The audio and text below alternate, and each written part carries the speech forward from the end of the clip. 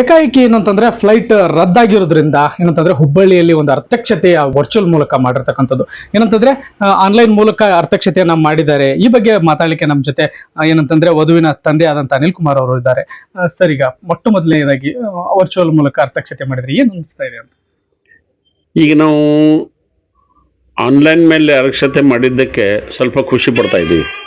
ಅದು ಅಷ್ಟು ಖುಷಿ ಇಲ್ಲಲ್ಲ ಅಂದರೆ ವಧುವರ ಇದ್ದಾಗೇನು ಖುಷಿ ಆಗ್ತಿತ್ತು ಆ ಖುಷಿ ಅಷ್ಟಿಲ್ಲ. ಬಟ್ ಒಂದು ದೃಷ್ಟಿಯಿಂದ ಏನಂದ್ರೆ ಮಾಡಿದ್ದಕ್ಕೆ 4 ಜನಕ್ಕೆ ನಾವು ಊಟ ಹಾಕಿದ್ವಿ ಅನ್ನೋದು ಒಂದು ಖುಷಿ ಇದೆ ಅಷ್ಟೇ. ಈಗ ಆಗ್ಲಿಲ್ಲಲ್ಲ ಯಾವುದು. ಈ ಅರ್ಥಕ್ಷತೆ ಆನ್ಲೈನ್ ಮೂಲಕ ಮಾಡ್ಬೇಕಂತ ನಿಮ್ಗೆ ಹೆಂಗ ಅನಿಸ್ತು? ಬಟ್ ಏನಾಗಿತ್ತು ಅಲ್ಲಿ ಸಮಸ್ಯೆ ಅಂತಂದ್ರೆ ಹುಡುಗ ಹುಡುಗಿ ಬರೋದು ಲೇಟ್ ಆಯ್ತು. ಆಮೇಲೆ ಅವ್ರದ್ದು ಫ್ಲೈಟ್ ಕ್ಯಾನ್ಸಲ್ ಆಯ್ತು. ಕ್ಯಾನ್ಸಲ್ ಆದ್ಮೇಲೆ ಇನ್ನೇನು ಮಾಡಬೇಕು, ಯಾವ್ದಾರ ಒಂದು ಹಾದಿ ಹುಡುಕ್ಬೇಕಲ್ಲ. ಅದ್ರ ಸಲುವಾಗಿ ನಾವೇನು ಮಾಡಿದ್ವಿ, 1 ಗಂಟೆವರೆಗೆ ಯಾರಿಗೂ ಏನು ಹೇಳಕ್ ಹೋಗ್ಲಿಲ್ಲ. ಎಲ್ಲ ಜನ ಬಂದ ಮೇಲೆ 1 ಗಂಟೆಗೆ ಅನೌನ್ಸ್ ಮಾಡಿದ್ವಿ, ಹಿಂಗೆ ಫ್ಲೈಟ್ ಲೇಟ್ ಇದೆ ಅಂತೇಳಿ. ಮತ್ತೆ 15 ನಿಮಿಷ ಹೋದ್ಮ್ಯಾಗೆ ಮತ್ತೊಮ್ಮೆ ಅನೌನ್ಸ್ ಮಾಡಿದ್ವಿ. ಅಂದರೆ ಆ ಹುಡುಗಿ ತಯಾರಾಗಬೇಕಲ್ಲ ಅಲ್ಲಿ.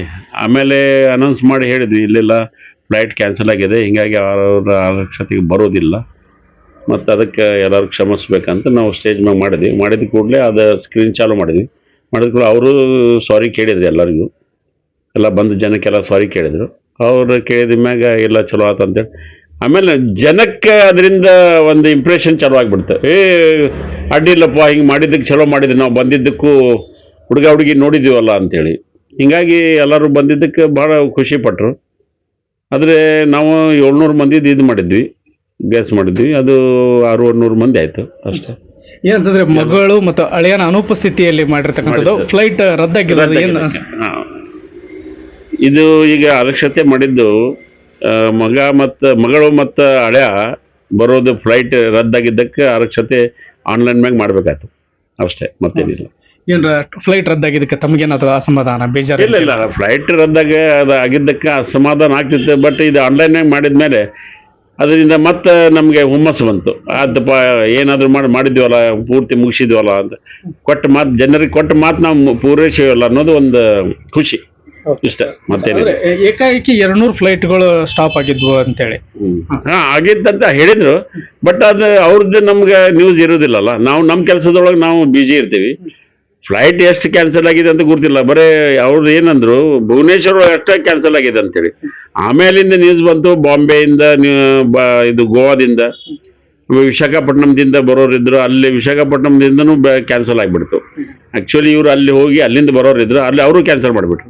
ಮಾಡಿದ ಮೇಲೆ ಏನಪ್ಪ, ಎಲ್ಲ ಕಡೆ ಕ್ಯಾನ್ಸಲ್ ಆಗಿದೆ, ನೀವು ಮನೆಯಾಗೆ ಇದ್ಬಿಡ್ರಿ, ಅದೇನು ವಿಚಾರ ಮಾಡಕ್ಕೆ ಹೋಗ್ಬೇಡ್ರಿ. ಮುಂಜಾನೆ 4 ಗಂಟೆಗೆ ಹೇಳಿದ್ವಿ, ಇಲ್ಲ ನೀವು ಬರಕ್ಕೆ ಹೋಗ್ಬೇಡ್ರಿ. ಯಾಕಂದರೆ ಬರೋ ಮುಂದೆ ಏನಾದರೂ ಆದರೆ, ಏನೋ ಪ್ರಾಬ್ಲಮ್ ಆದರೆ ಜಾನ್ ಬಚಾತು ಲಾಖೋಪಾಯಿ, ಹೌದಿಲ್ಲ? ಜೀವ ಹೊಡೆದ್ರೆ ಬೇಕಾದ್ರೆ ಮಾಡ್ಬೋದು, ಬೇರೆ ಏನು ಮಾಡೋಕ್ಕಾಗೋದಿಲ್ಲ.